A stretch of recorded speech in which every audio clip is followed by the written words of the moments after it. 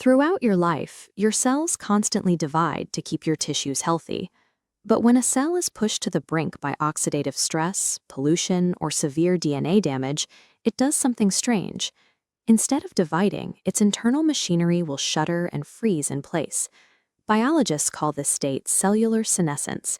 You might know them by their more popular nickname, zombie cells. They refuse to undergo the natural process of cellular death, yet they no longer function as healthy, contributing members of your body. This central zombie cell actively pumps out toxic inflammatory signals, known as SASP. These radiating signals degrade the healthy cells in the surrounding tissue. Over decades, these cells accumulate in organs like the liver and brain, dragging down function and driving chronic illnesses. Because of this destructive behavior, the scientific community spent decades looking at aging as a disease driven almost entirely by the slow, lifelong buildup of these undead cells. The logical medical response was to hunt them down. Researchers developed early anti-aging therapies using broad-spectrum drugs, called senolytics, designed to clear senescence out of the body. The strategy behind drugs like dasatinib and quercetin was a blunt force clearing operation. The goal was to systematically track down and exterminate every single zombie cell they could find. But testing revealed a serious problem. Wiping out these cell populations entirely caused collateral damage. Organ structures weakened, and sensitive tissues in the brain, heart, and lungs became unstable. The mass eradication revealed a major biological blind spot. Scientists realized they were destroying something vital, because, as it turns out, not all zombie cells are villains. By attempting to cure aging with brute force, early medicine inadvertently wiped out the body's hidden natural repair networks. Some senescent cells are essential for recovery. When you sustain an injury, these cells rush to the site, helping the tissue rapidly seal itself together. Without them, standard wound healing stalls. They actively dictate the repair process and limit excessive, dangerous scarring from forming over the injury. Beyond damage control, these cells maintain everyday balance in healthy tissues. They even play a role in the womb, laying down the biological guideposts that direct the growth of a developing embryo. This creates a deep conundrum for anti-aging research. Senescent cells are incredibly diverse. Their function changes completely depending on where they are located and what surrounding tissues they interact with. Look at this split-screen diagram. In the liver, the jagged senescent cell on the left fuels the chaotic progression of cancer.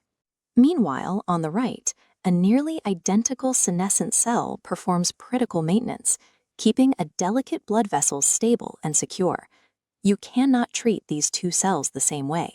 Eradicating them as a single uniform population is a biological impossibility if the goal is to safely extend human lifespan. To solve this, researchers are dropping the sledgehammer and picking up the scalpel. This wave of intervention is called precision geroprotection. The immediate challenge is identification. Before a drug can eliminate a harmful cell, scientists have to figure out how to chemically tell the destructive cells apart from the protective ones. They are mapping this out using advanced tools like single-cell omics. By analyzing the individual genetic instructions of millions of cells, researchers can scan their outer surfaces to locate highly specific identifying biomarkers. Once the target is identified, science can deploy specialized hunter-killer units, like CAR T-cell immunotherapy. This animated diagram demonstrates the precision. The CAR T-cell safely bypasses protective cells with blue markers and dissolves those carrying a harmful red signature. Alternatively, xenomorphic therapies snap a shield over the cell, muting toxic signals without killing it. Anti-aging research has pivoted to selective editing, moving away from the era of mass eradication.